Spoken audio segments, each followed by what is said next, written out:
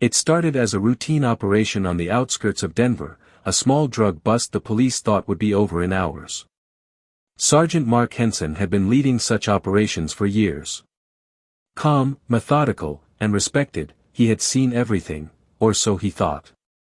But this one would change everything, not because of the criminals they caught, but because of what his K-9 partner, Rex, would find after it was all over. Rex was no ordinary police dog. A 5-year-old German Shepherd trained for search, tracking, and detection, he was loyal to the core. Mark often said Rex could sense things that even humans couldn't, not just danger, but emotions, lies, and pain buried deep beneath the surface. By nightfall, the operation was done. The suspects were handcuffed, the drugs seized, and the team was ready to pack up. But Rex refused to leave. He kept pulling toward the back of an abandoned warehouse, whining softly, then barking sharply. Mark followed him, flashlight in hand, his boots crunching on the dry ground. "Rex, what is it, boy?" he whispered. Rex dug near an old fence, claws scraping against the hard soil. Something metallic clinked. Mark knelt, brushing away the dirt, an old tin box, rusted and sealed shut. Inside was a small photograph, faded almost beyond recognition.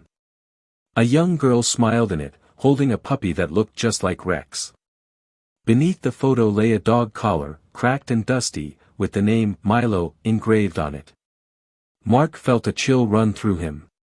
There was something hauntingly familiar about the image, something pure and painful. Rex whined again, pressing his nose to the earth, as if trying to tell him there was more. The next morning, the forensic team was called. They worked in silence around the area Rex had marked. Hours later, one of them stood up, pale-faced. "Sir, we found remains." Later, the forensic team confirmed the remains belonged to Lila Harper, a girl who had vanished in 1998. The moment the report came in, the air in the precinct seemed to freeze. For most of the younger officers, Lila's name meant nothing, just a cold file from the archives. But for Sergeant Mark Henson, it suddenly felt like a wound that had been waiting to open. He stayed late that night, sitting at his desk with the small box Rex had found. The photo, the collar, the tag, all silent witnesses to a story lost in time. He looked down at Rex lying beside him, eyes half closed but ears alert, as if waiting for orders. "You found her, didn't you?" Mark whispered. "You brought her back." Chief Reynolds called him in the next morning. "Mark," the chief said quietly, "you closed a drug case yesterday, but it looks like your partner opened a murder one. The Harper girl's mother still lives nearby. Maybe it's time someone told her the truth."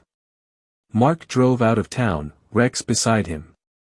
The road stretched endlessly, the autumn leaves burning orange under the sun. The Harper farmhouse sat at the edge of a field, worn and quiet, like a memory refusing to fade.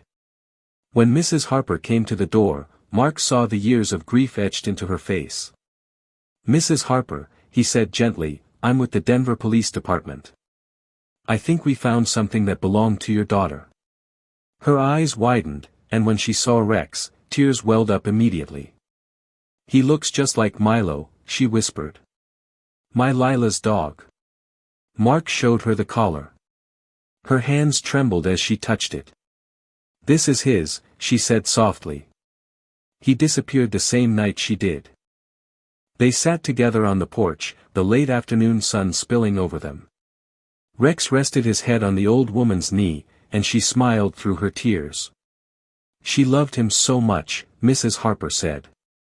That evening, she was playing with him in the yard. "I just went inside to answer a call. When I came back, they were gone. Both of them. I searched every field, every road, but there was nothing." Mark listened quietly, his heart heavy. "Do you remember anyone suspicious that night?" he asked gently. Mrs. Harper's eyes clouded. "There was a man. He lived near the warehouses. He came by, said he wanted to help us search. He even brought her favorite candy. I remember how he smiled when he said he'd find her. But he never came back." Mark froze. He knew that name, that address. Mrs. Harper, he said slowly, the man you're describing, we arrested him yesterday. Her face turned pale. So it was him. Mark nodded. Yes, ma'am. Rex found where he buried her. You were right all along. Tears streamed down the old woman's face. She covered her mouth and sobbed, the kind of cry that comes from years of silence finally breaking. Rex leaned closer, pressing his nose against her trembling hands. For a moment, the world grew still, only grief and gratitude remained. That night, as Mark drove back through the woods, the wind whistled softly through the trees. He stopped by the same fence where Rex had first dug. The yellow tape fluttered under the moonlight. Mark turned off the engine, stepped out, and stood beside his dog. You knew, didn't you? He said quietly. Rex's ears twitched. His eyes glowed faintly in the light. You knew there was something here. Not drugs. Not danger. But truth. Rex tilted his head, as if understanding every word. Mark sat down on the ground, exhausted but at peace. You've done more than most of us ever could, partner, he said. You gave a mother her answers. You gave a little girl her justice. The forest was silent. Somewhere in the distance, an owl called. And for a moment, Mark could swear he heard laughter, faint, distant, a child's laughter carried on the wind, with the echo of a happy bark. A week later, the town held a small memorial in the park. They placed a simple white stone at the base of a maple tree. It read, in memory of Lila Harper, finally home. Mrs. Harper placed Milo's collar beside it, hands trembling but eyes calm for the first time in years. Rex sat beside her, quiet and dignified. Thank you, she whispered, her fingers brushing his fur. You brought her home. The crowd was silent. Chief Reynolds spoke briefly, voice cracking. Some cases end in reports. Others, in miracles. Today, we witnessed the latter. Mark looked at Rex, his eyes misty but proud. You did it, boy, he whispered.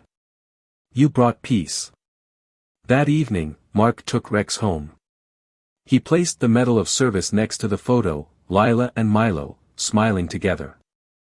Rain began to fall softly outside, tapping on the windows like gentle whispers. Rex curled up by the door, sighing deeply. Mark watched him for a moment. Rest now, partner. You've done enough. Rex's tail thumped twice against the floor, slow, peaceful. The storm passed quietly through the night. The next morning, sunlight broke through the clouds, filling the small house with golden light. Rex lifted his head, eyes meeting Mark's, and for a moment, everything felt right, as if the world itself had taken a breath of relief.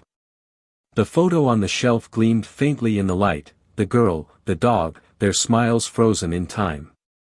And somewhere in that stillness, between justice and memory, a bond remained unbroken, the bond of a man, a dog, and the truth they uncovered together.